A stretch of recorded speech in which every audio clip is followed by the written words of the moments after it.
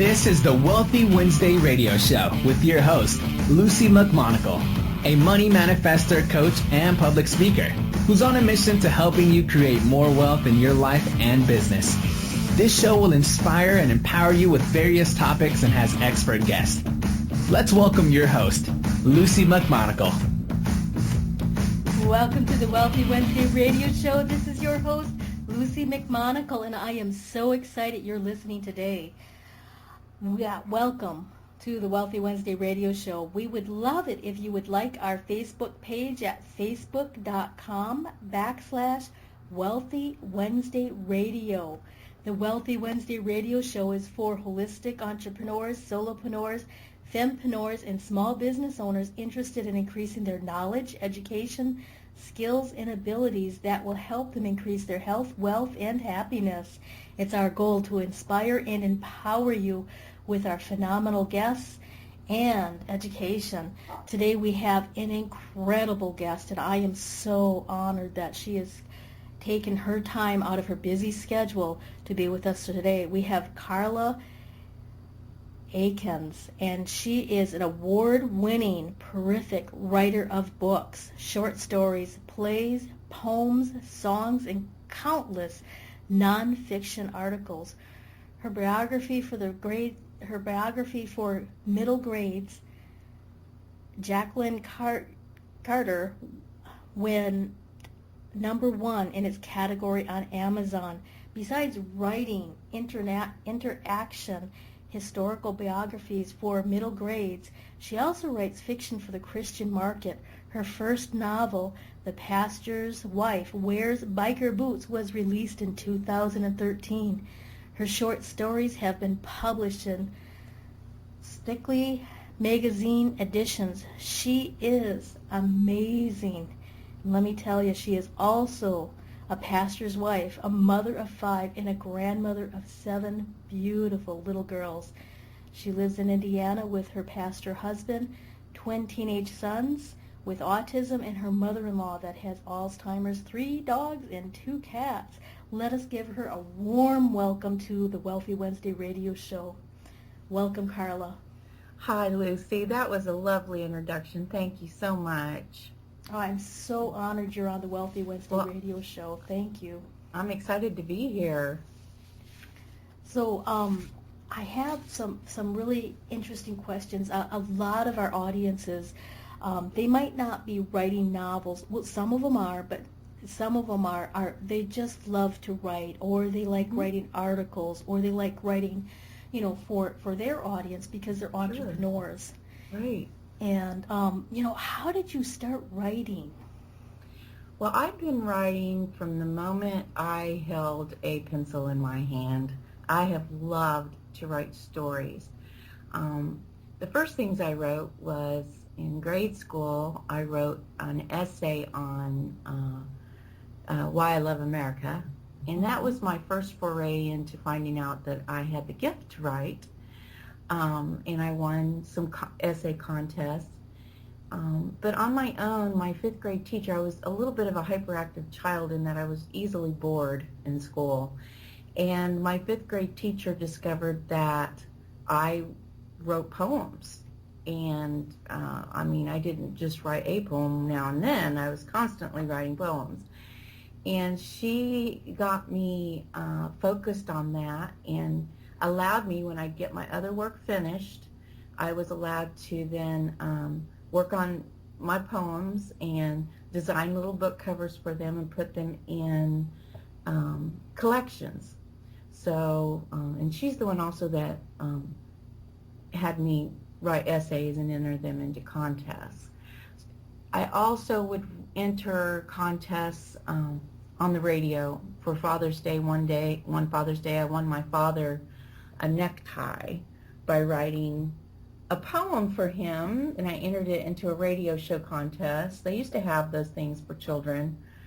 And I woke up one morning and heard my name announced, and my dad got a new necktie from this really fancy men's clothing store, and it was very exciting.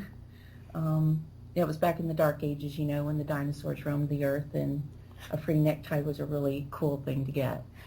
Yes, I understand. I remember those days. I remember those days when neckties were for the elite. Yes. And the very special. And this was a very fancy men's store, very exclusive men's store. My father was a school teacher, so that's not a place that he normally shopped. So it was pretty neat to, and my family was one of those where if one person in the family went, everyone went.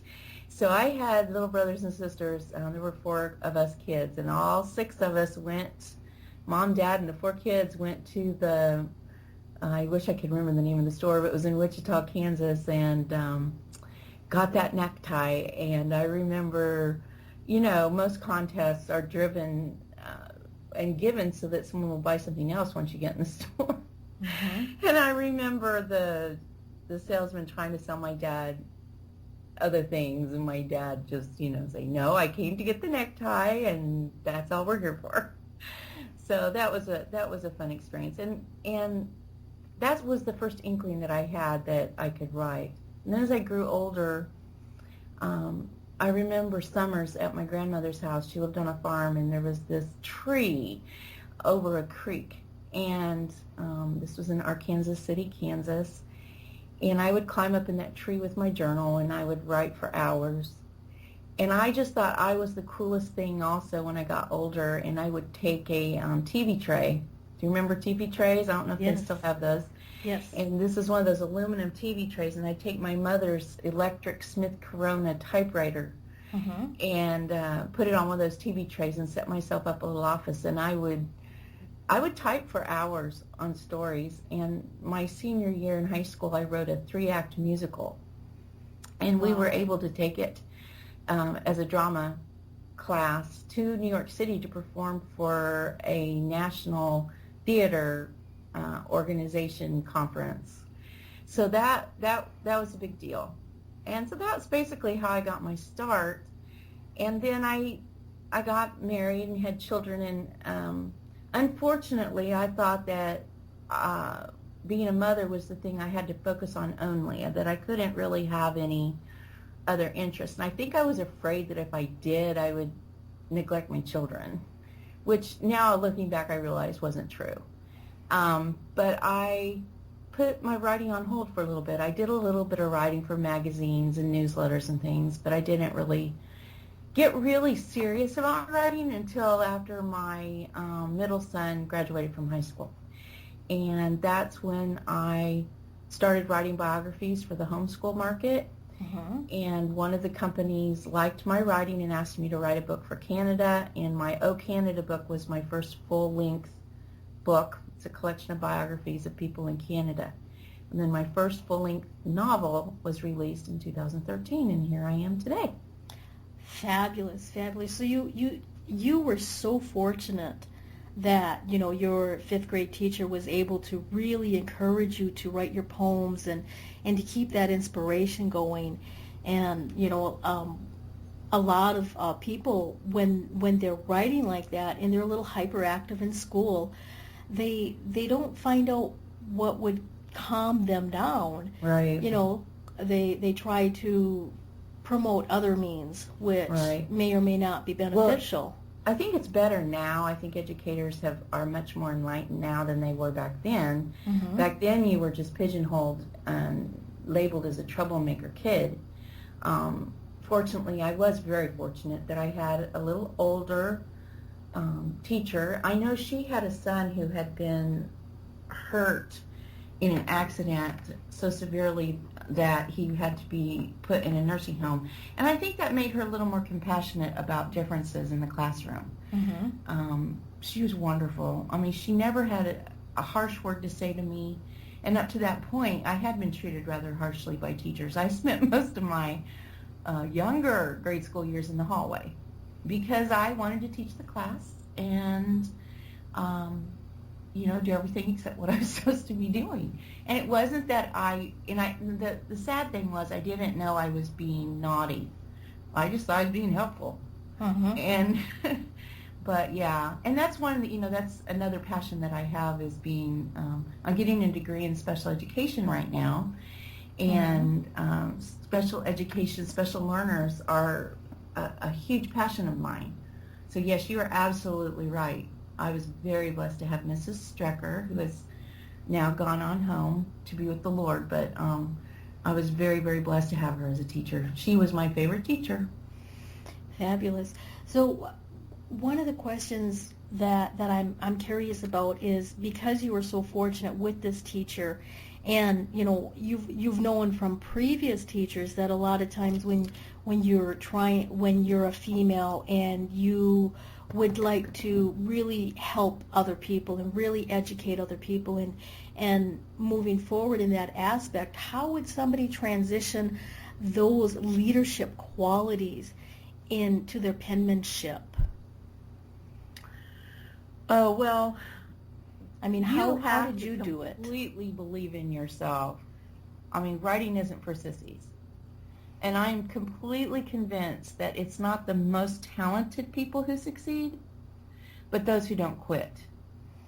It's not the most gifted people who succeed in life, but it's those who persevere and who believe in themselves. You have to have, I mean, every writer self-doubts. You self-doubt every single day that you face the blank page. You self-doubt. You get sick of your manuscript. But you have to have something in you that keeps you going back. And if it's not a passion, then it's not what you're supposed to be doing. Mm-hmm. Do what you're supposed to be doing. Not everyone's created to be a writer. That's true. Just because you like to write and just because you're good at it doesn't necessarily mean that's what you're supposed to do. I am a musician, and I can play several instruments, and I'm trained singer, but it's not my passion. I mean, I'm good at it, but it's not what I wake up thinking about every day.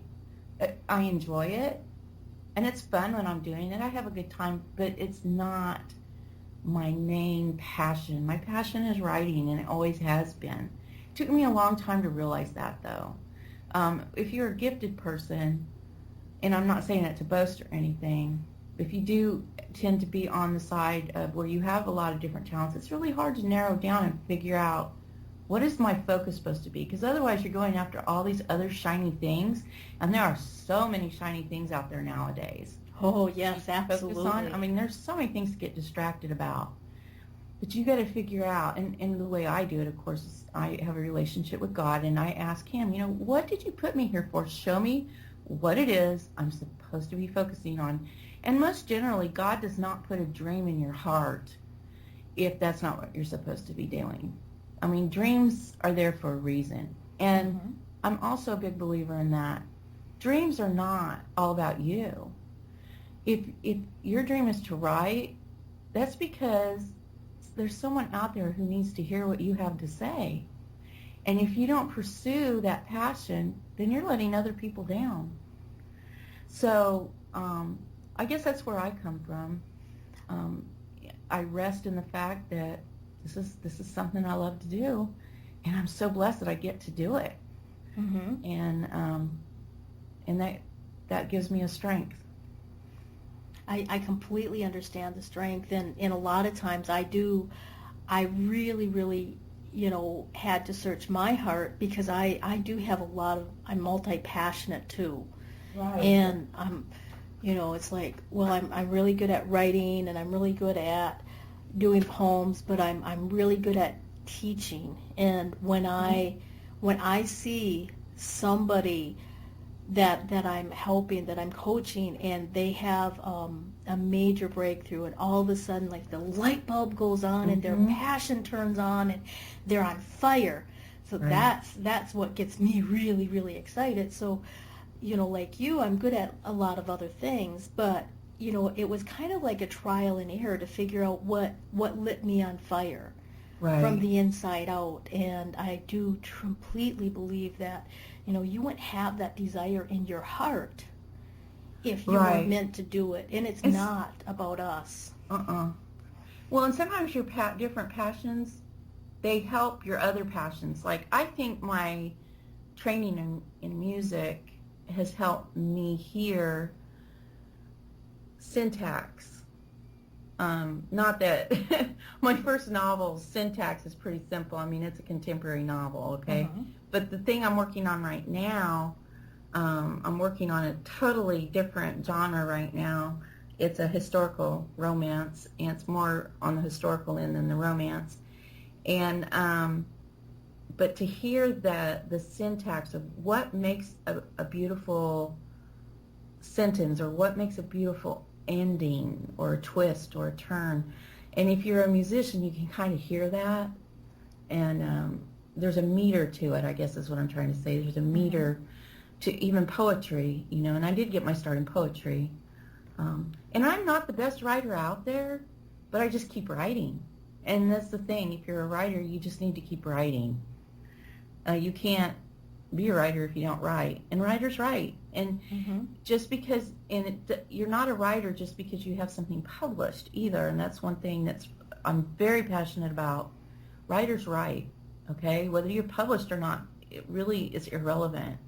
But if you're put on this planet to write, whether it's a letter or a newsletter or an article or even a blog post, you know, then that's what you're supposed to do, and there's a reason for it. There's a reason that the world needs it. Exactly. So you mentioned, you know, you writers should write. And when you were younger, you actually, you know, got your little TV tray and the typewriter, and you were typing for hours and hours and hours. But where do you write? I mean, you've written in trees, you've written on a TV tray. You know, how do you find out where the best spot is for you for writing now? Well, I'm learning. I used to think that I could write anywhere, but I am starting to learn. I do, when I'm getting down to the nitty-gritty of editing my final drafts, I need silence. And I need to be able to have time to get in my writer world. I have to have time to get into that world. You know how it is when you get into a book and you're into that, when you're reading and you get into the book so much you forget what's around you. Yes. I kind of need to do that when I'm in my final throes of the writing process. But when I'm in the first parts of it, coming up with a story and just kind of piecing it together at first, I can write anywhere, and I actually have to, because I have a family, and I have twins who have autism. They're 20 now, but they depend on me to be available to them, and they have to be supervised all the time. So if their caretaker isn't around, I try to write in the living room, surrounded by my 3 dogs and my 2 cats, with the TV going and the twins coming in and out, you know. I can't do that, though, if I'm, like I said, if I'm editing the last bits. If I'm editing the last bits, I either go to the church office, and I have a chair there. It's my writing chair, and where it's quiet and there's no noise, or my office where I am right now. I actually have an office. My office here at home, though, I get interruptions. I have signs on my door. I have one that says, do not enter unless you're bringing chocolate or a contract. But everybody ignores it. They don't pay attention to my signs on my door. So that's why sometimes I'll go to the church office and lock the door, and I put a sign on the door that says, do not enter. And I'll write there for the real serious stuff. So, but generally, yeah, and I take my laptop everywhere because I don't get to write. You know, I fantasize about getting up like at 4 o'clock in the morning and writing for 6 hours before you do the rest of your day. Well, my life isn't like that. I actually have an actual real life besides my writing life. So I have to, and I am a full-time student right now as well. So I take my laptop everywhere. There's nowhere I won't take my laptop. And sometimes I have to write in 15-minute snatches. And at the time I'm writing those 15-minute snatches, I think, oh, this is awful. But then I'll go back, and it's actually stuff I can use. And that's the thing. If it's really your passion, you'll find a way to do it. That's true. I heard a lady say the other day, you know, she's single. She does have a very stressful job, but she's single, and she can't find any time to write. And I'm like, wow, I wouldn't know what it was like to have that much time to myself. Mm-hmm. So if it's your passion, you will find a way to do it. I know Danielle Steele would get up early in the morning. Her kids never knew that she was a writer. I know a lot of really great writers that do that. I think there's a secret to getting up really early in the morning. But I know some really good writers, they're not maybe as wealthy as Danielle Steele or as sold as many copies, but I know a lot of writers who write in the middle of the night. So you just have to figure out what your sweet spot is and do that, go that way. And nowadays, writers have to spend so much time on email and social networking and publicity. Unless you get into the really big publishing houses, there are no budgets for marketing. A writer markets themselves, and whether you're self-published or with a publisher. So half of my day, a lot of times, is spent on marketing and social media. So, there's that too. And most writers will tell you that's not their favorite part, but if they want to get paid to write, that's what you need to be able to do that. Yeah, and that's really true for a lot of us. And the large publishing houses, they only take a very, very small percentage of the manuscripts they receive. Exactly. And the writer gets a small percentage. Exactly. But they know eventually out of this small percentage, one of those people is going to be an uber-duper bestseller, and they're going to have a series. So that's how they make the money and stuff. Unless you have a big platform, they don't want to even look at you. Yeah. So a big platform is something like 10,000 at least followers on Facebook and Twitter, and so I do spend a big part of my day building up my Facebook page. I try to get on Twitter as much as I can, but there's only so many hours in your day, and if you have a family, they need to come first too. Then I also have a full-time job, and I'm going to school full-time. So wow, you have to be a very good time manager. Yes. Very good time manager. Yes. Yeah. What is the key for your time management? Because I know a lot of entrepreneurs, they do have like a full-time job. They're working part-time in their business, and plus they have a family. I have a planner. I use a hard copy planner. Oh, yes, I love that. I still haven't gotten used to using it only on digital, but I do a lot of digital things. I email myself reminders. Mm-hmm. But I write everything in my hard copy planner. I also have a calendar on the wall in my hallway so the whole family knows what's going on, because I'm a type A personality. My husband's like a type C. So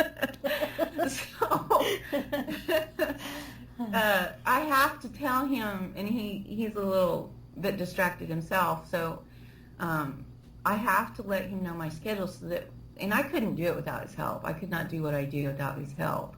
And I think anyone who's creative, you are completely blessed if you do have a helper like that, because he helps me take care of the boys, and he helps me with the church responsibilities and things too. But and I also, I always write down. I have a digital sticky note on my computer, but I also keep notes on my phone.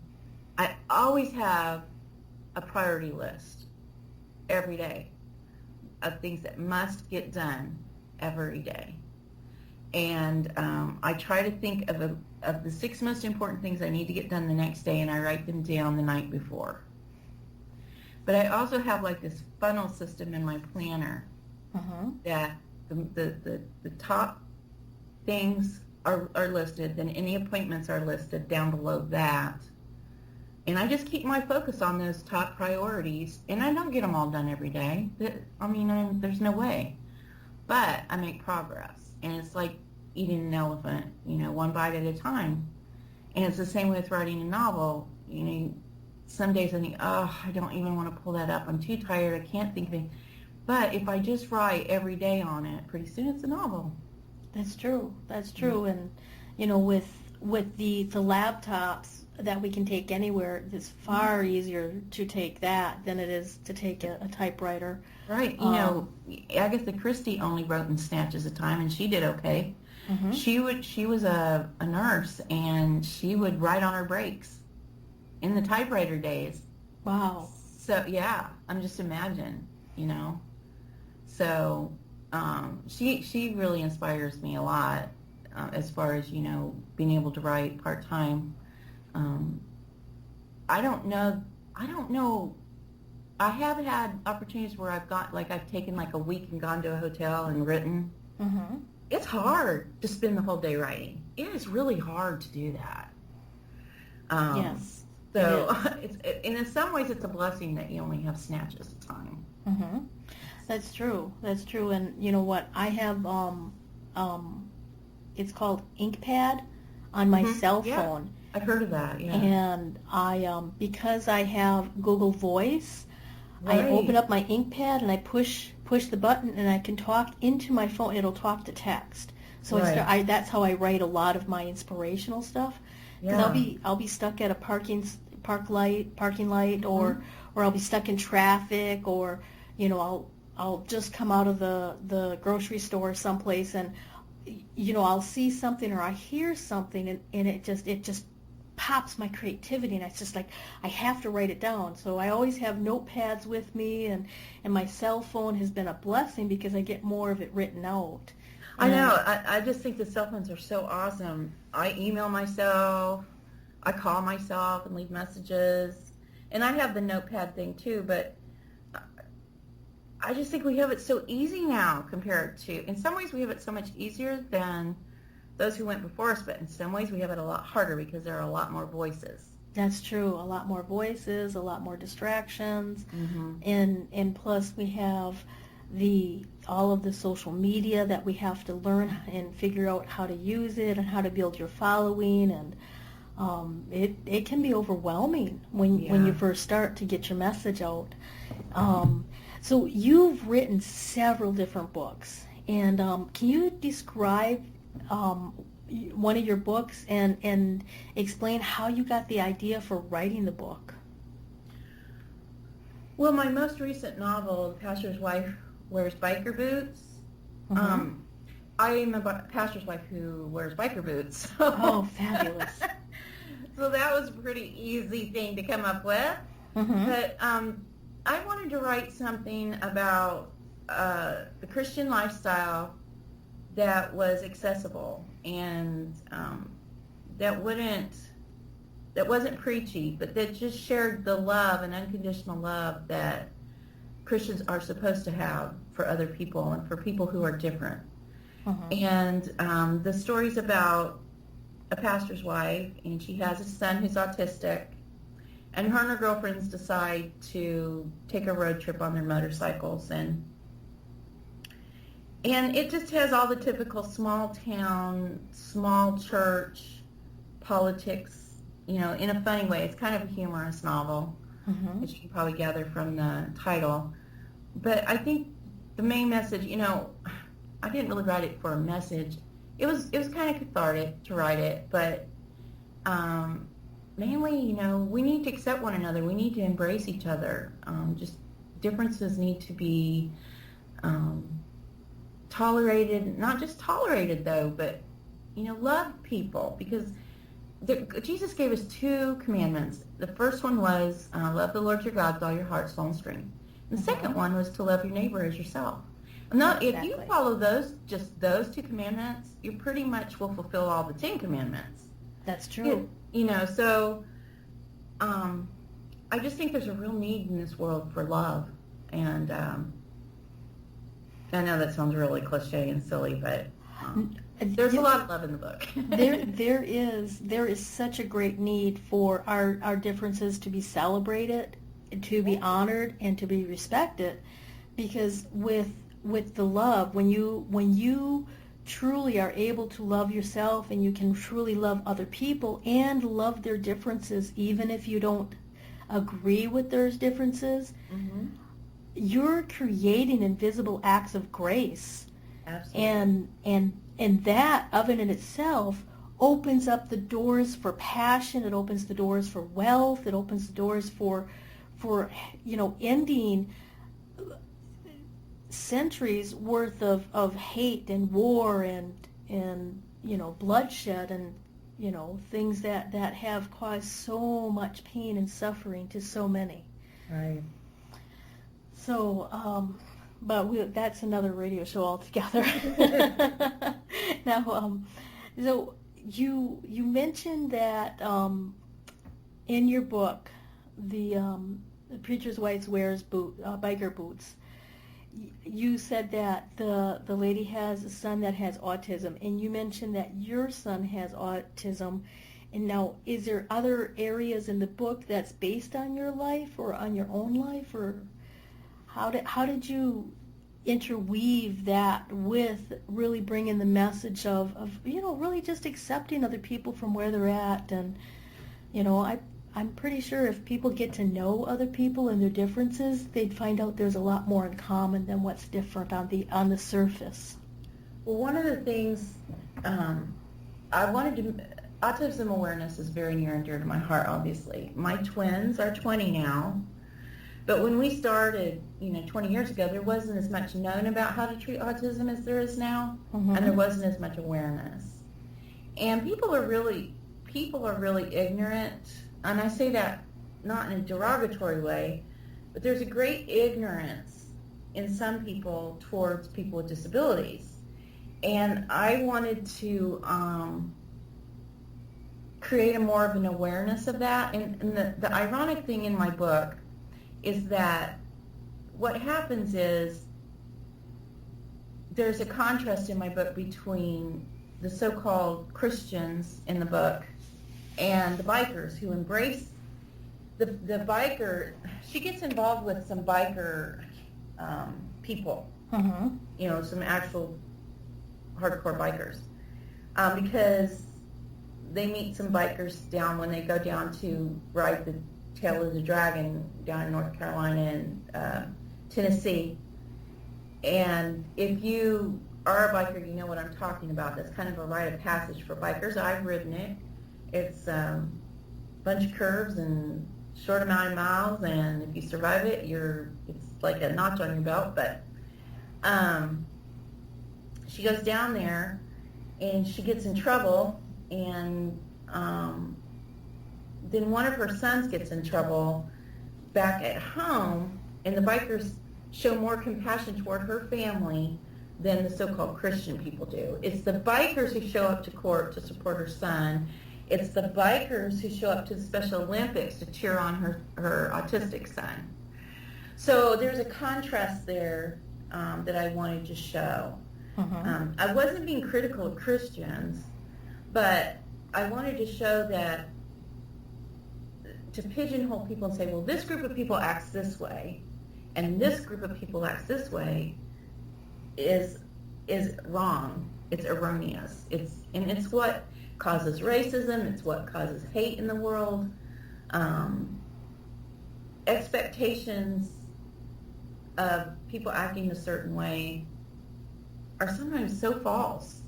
We get false ideas in our head about how a certain group of people should act Mm-hmm. and react to one another. That's true. But as far as autism, I wanted to show and explain in the book why autism behavior happens, because I have several friends who have high-functioning children who have autism, but their behavior issues make it look like they're just bratty kids. And people will say things like, well, if you would just punish them more, they would get the message. And that isn't the point. The point is there's so much involved in behavior, and behavior is communication, and behavior in autism so often depends on, what the lighting is in the room, what the smells are in the room. It's a total sensory overload a lot of times for these kids and adults. And, I just kind of wanted to make an awareness in the book, and I think I do that pretty well in the book. That was really important to me. And I always like to put someone in all of my stories, my fiction stories. Not that I have a lot published in fiction yet. I'm working on it. I do have an agent, so I'm working on it. Oh, fabulous. But, but I always want to include someone with disabilities is near and dear to my heart because human life is so important. It's so sacred, and it doesn't matter what your abilities are. It's an important thing for all of us to understand and to grasp and to cherish. So that's true. That is so true. So we're going to be getting ready to take a commercial break. But before we take the break, I wanted to make sure that people can contact you at your website and on Facebook or Twitter. So can you give us the contact information for you before our commercial break? Sure. My website is karlaakins.com, KarlaAkins as in Sam.com. You can get all my Twitter information there, but I'm also Karla Akins on Twitter, and I'm Karla Akins on Facebook, so it's easy to find me. Fabulous. And I wanted to make sure that people would definitely be able to contact you. I would love to have people contact me. I love talking to people who hear about the book and my work, and that's like that's like the icing on the cake.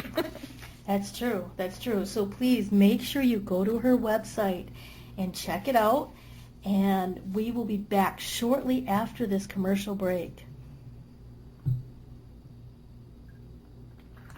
The It's Your Turn radio show with Denise Dominguez is on every Thursday at 6 p.m. Eastern. Join Denise Dominguez, an empowerment and relationship coach, as she invites experts on for interviews and how they help women with their knowledge and expertise to break through that stuck space you're in. You'll learn tools and techniques to move forward in life with confidence and clarity that Denise will share with you. Listen every Thursday at 6 p.m. Eastern by going to blogtalkradio.com/yourownuniversityradio.com. The It's Your Turn radio show with Denise Dominguez. From the best-selling author of From Bondage to Happiness, Antika Lisha will personally walk you through her new program featuring her Radical Forgiveness, Freedom Formula. This is for you if you are ready to once and for all be released from the chains of past abuse and take your power back. Radical Forgiveness is a 5-week step-by-step system to release the chains of a traumatic past, trapping in fear, reactivity, and stress, and gently free you, allowing you to take your power back and claim your beautiful life. Get instant access to your first video and a free 60-minute discovery session with Antika herself, a $250 value, at antikalibby.com/radicalforgiveness. Be you to the fullest. That's beautiful. And it is the secret to living your life on purpose. But so many people suffer not knowing who they are and what they are here for because of the ongoing influences shooting all over us. Are you ready to break free, take back your power, and discover exactly what makes you, you? Your Own University is the #1 online self-awareness community, here to help you confidently know yourself and step into your ideal life. Our directory is full of highly qualified personal coaches that have helped over 100,000 women from all over the world transform their lives inside and out. Come fall in love with yourself and discover true fulfillment at yourownuniversity.com. Luci McMonagle is a money manifester, coach, and public speaker, and it's her passion to educate others how to manifest more money. She is on a mission to inspire and empower you with her Wealthy Wednesday e-zine and radio show. Visit her website at lucimcmonagle.com for resources, tips, and your free gift. That's lucimcmonagle.com. Welcome back to the Wealthy Wednesday radio show. This is your host, Luci McMonagle. I am so grateful that you are here today, and we have an incredible author, writer, and a grandmother, and a mother of twins.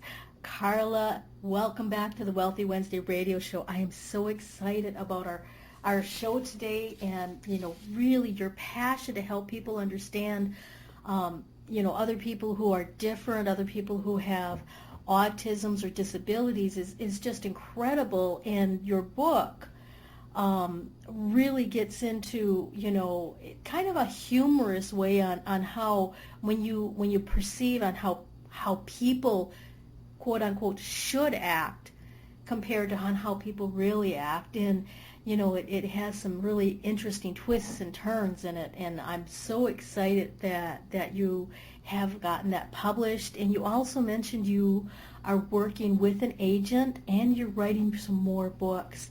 How did you find this agent? What was the process you went through? I got really blessed because I joined a critique group online, and one of the ladies in my critique group became an agent. So Wow. it was just a God thing. And even how I came to that critique group was a God thing. So, because my writing was not that great for,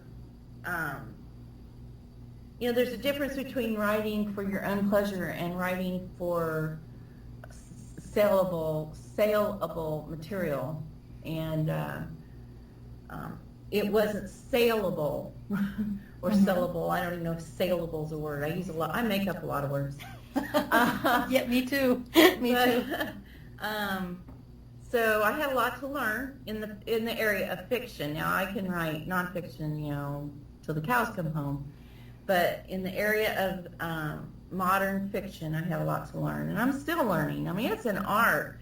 I used to think that people who wrote romance novels, that was the easiest thing, and it was so silly. And oh my goodness, it's such an art to write it. And I'm in total awe of best-selling romance authors, because how many ways can you tell a romance? And yet look at all the different books out there. And there's a ton of them, but that is the most popular genre. I haven't written one yet, but I'm thinking about it. Fabulous. It's fabulous. So what are the other things that you write? You mentioned a little bit about fiction and nonfiction. Well, I got my start writing biographies for middle grades, and that is something I really want to get back to. In fact, I'm just burning with an idea for a young adult novel. The problem with, I talked about before, where there's so many shiny things, that's not really advisable. If you're wanting a career in writing, you need to figure out what your genre is and stick with it so that you can build an audience. And I haven't figured out what my real genre is yet, except that I do love writing about real people for kids.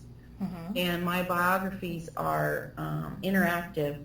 My Kindle biographies are interactive, in that I embed blog posts. I will do a little more research in an area if there's a word or something. For example, in my book, Sacagawea, I embed a video of how to build a burned out canoe so that the kids can actually see how that's done.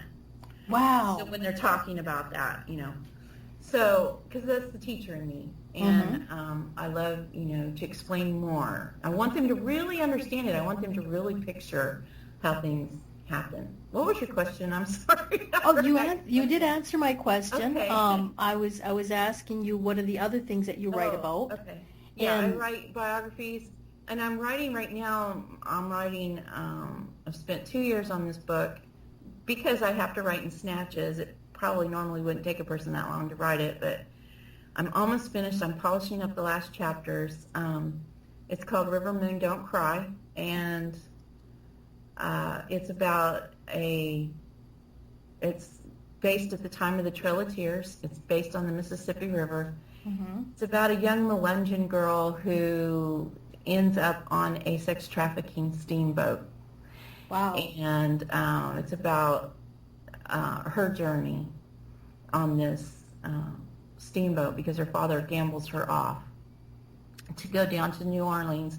She's being taken down to New Orleans to be to a quadroon ball. I don't know if you're familiar with those, but it would be where wealthy plantation owners would take a mistress and put them up in a home, and it would be their left-handed marriage, where the mistresses had their household, and then he'd have a proper societal household on his plantation with his so-called real wife. Wow. So that's what she's being groomed for on the way down there. And she's also looking for her parents who get captured off of the river because they escaped the river in the beginning of the book to avoid the Union soldiers who are capturing people of color and the Cherokee Indians to take them on the Trail of Tears. That's why she was on the river. So that's what I'm working on right now, and I'm real excited about it. It's totally different than anything else I've ever written, and but I love history, obviously. Mm-hmm. So I'll probably always write something historical. And the YA novel I'm wanting to write has to do with archaeology and history. So anyway. Wow, that sounds really, really exciting. And it really, I loved when you mentioned earlier when you do your blog book or when you do your Kindle books, you actually add like blog posts and little videos and stuff. And right. I link to like YouTube videos right in the text. So while the kids are reading it, they can click on it. They'll know that's a link because it's underlined. And they click on it and they can take them right to either a word that I need to explain, like different foods that they might not be familiar with. Like I'm writing about Marco Polo right now also, and I link to different Italian foods, pictures of Venice, pictures of the different places. These kids, they've never been there, so it's kind of neat because it's real super interactive, and as we know, kids like to be involved in their learning, and they should be. They remember it better.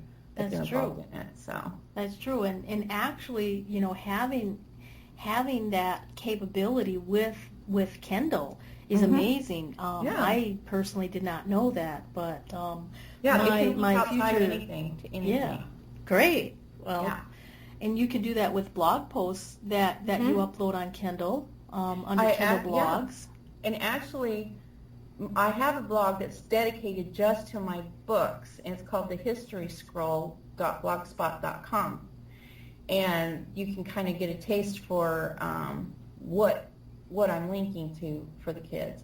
Now, I was using outside links a lot in my first few books that I did like that, but what happens is those links will go dead. And so it's advisable if you do write a Kindle book and you use those links, embed them to something that you've created so that you can keep track of any dead links that you might link to in that blog, and be much easier for it to edit than to go into the Kindle situation and edit it there. Wow, that tidbit of information right there could help somebody become a very, very wealthy with creating interactive Kindle books. And that's amazing. It's just completely opened up my mind on now I'm thinking on. That's cool. Extremely neat, because I do write, and I'm in the process of preparing to write my first real book that I will be having published next year, and being able to have it on Kindle with embedded links to my own website. And your own blog, yep. And my own blog is going to be so much more fun. So thank you for that tidbit of information. Yeah. Fabulous. We have just about 15 more minutes, so we'll move along. And what has been some of your biggest obstacles to follow your dream of writing? Well, obviously time. Time's a huge obstacle. It's hard to find time to do everything. Balance is really difficult. And you just have to accept there's going to be seasons where you're going to be doing a lot more of one thing than you are another. And my personal biggest obstacle really is fatigue, because I have fibromyalgia. So there's some days when I'm just too exhausted and I get frustrated, but time and fatigue probably. So it's super important that I stay up on my vitamins, super important that I stay well hydrated, that I eat right, that I exercise, and I hate to exercise so bad, because everything I like to do is sedentary. I love to read and write. Movement is not my thing. I can barely put one foot for the other without falling down. In fact, when I go to speak, one of my favorite lines is, when I was a little girl, I always dreamed of being Oh, I'm so sorry. I always dreamed of being a ballerina, and then I'll say, aren't you glad I'm not? Well, your books are quite amazing, and you know, even the articles and how you weave in historical events, and with your current book sounds really exciting. Just you mentioning it is exciting, and you mentioned your blog posts are connected to a website. Could you say that website again? And Okay, my Kindle books are connected to thehistoryscroll.blogspot.com. okay, the history scroll Uh-huh. .blogspot.com. Yes. Okay. And I haven't had any trouble with linking things to Blogspot. Now, I do have my own website, but when I started long ago, I didn't. And I didn't want to get into going back and editing everything, so I just kept everything there. Well, that makes sense. Yeah, thehistoryscroll.blogspot.com. Okay, fabulous. And your website is? KarlaAkins.com. And that's Karla Akins. Akins. Excellent, excellent. So, who has been the biggest influence for you in regards to writing? I would say my 5th grade teacher, because she encouraged me and made a way for me to do it. And I would say that, yeah, she's probably been my biggest influence. Now, writers, I have so many favorite writers, it's not even funny. I always, this might sound silly, but I always wanted to be the next Irma Bombeck. Oh, wow, that sounds fabulous. That sounds fabulous. So, yeah, those two. Wow, that's fantastic. What advice would you have for women who are wanting to write, regardless on if it's a blog post or a Kindle book or writing a novel? What kind of advice would you have for them?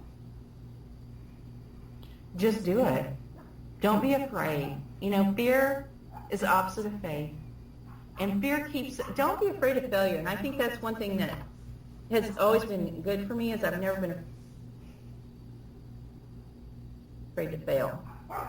I don't even think about it. If it doesn't happen, I've had fun. I've had fun doing it. And so failure is not something that I ever even think about. I just keep trying. And don't even let that be a part of your vocabulary. Yeah, well, that makes a lot of sense, because, a lot of people say, oh, I failed at this. But then when you look at it, it's like they used those experiences for their current success. Right. Like, I have an autism book that I sold, okay? Mm-hmm. I spent a whole summer,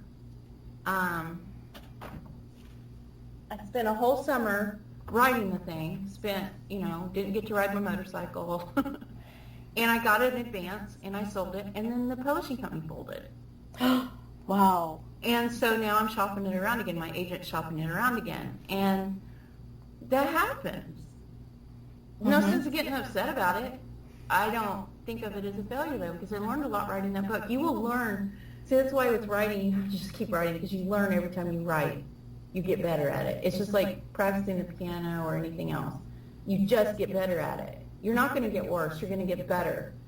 So to stop writing, and sometimes, every writer feels like, oh, I can't look at one more. I can't do it. That's it. I'm never writing again. You do feel that way sometimes. You can get burnt out on it, but then you take a break and you go back, and it's still in your blood, and you go back to it. But never be afraid of failing. And failure isn't failure. It's just learning. It's an experience. And if you learn something, it's worth it. It's so totally worth it. I'm huge on that. I'm huge on everything that happens, it happens for a reason. and it's usually to learn a lesson. So, Mm-hmm. and I'm sorry for the noise in the background. My family just came home after 2 weeks of being away. My dog's having a fit. Well, I definitely understand, because you did say that you're going to school full time, you work full time, you know, you're very active in volunteering and helping at the church, and your husband's a pastor. Yeah. So, you know, I really, really appreciate you taking the time to be on the Wealthy Wednesday radio show. And, you know, I'm pretty sure our audience understands, because you are a mom and a grandma, yeah. and I'm just sitting in my office in my real life. Mm-hmm. Yeah, and that's a lot of people, you know, a lot of entrepreneurs that I know, their office is in their house. Yep. And so it's wonderful, isn't it? Oh, I absolutely love having a laptop business. I thought I had true freedom when you know, years ago, but having a laptop business and just being able to choose where I want to work and how I want to work is it's just a dream. It's absolutely a dream come true. And, you know, it takes a lot of hard work. It's not like, oh, I've got a laptop business and, you know, I can not do anything. You have to actually work in your business and on your business. I probably work more than, I was thinking about this the other day. What's it like to leave your work? You know, to leave work, to be done. I don't know what that's like. You know, because even, you know, we've been in the ministry for 32 years, so that's never left at home or left at work. You know, when you're a minister, you're on call 24/7. And when you're a writer, that's never, you can't just walk away from that, because your brain is constantly. So, yeah, there's trade-offs, but I love it. I feel so blessed to get to live this life, so very blessed. Fabulous. Well, I definitely hope we inspire other people to do what their passion is, you know, whether it's writing or, you know, putting out information or speaking or whatever your passion is, to really dig deep and find out that one thing that sets your soul on fire, because that's what you're meant to do. That's what you're meant to be here for. That's right. And I'm totally in total agreement with that. Fabulous. And just to make sure, please go to Karla's website at KarlaAkins.com, and you can also find her on Facebook and Twitter under the same name. Thank you so kindly, Karla. I really appreciate it. Is there anything real quick that you would like our audience to know before we say? Yes, I have a giveaway.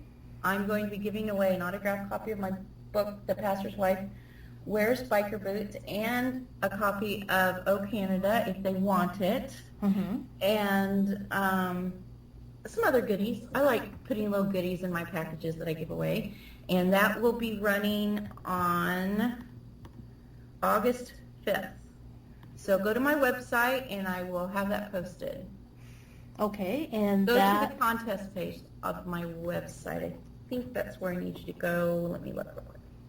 You go to there will be a contest page.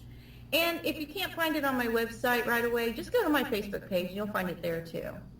Fabulous, fabulous. So that's KarlaAkins.com/contest. Is that correct? That's right. Fabulous. Make sure you check out the contest and get your goodies today.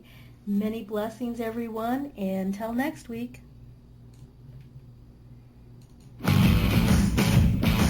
Thanks for listening to the Wealthy Wednesday radio show with Luci McMonagle. That's on every Wednesday at 12 noon Pacific Standard Time. Join us next time for more inspiration and empowerment from various topics and expert guests. To personally contact Luci McMonagle, visit LuciMonagle.com. That's LuciMcMonagle.com. Until next time, many blessings.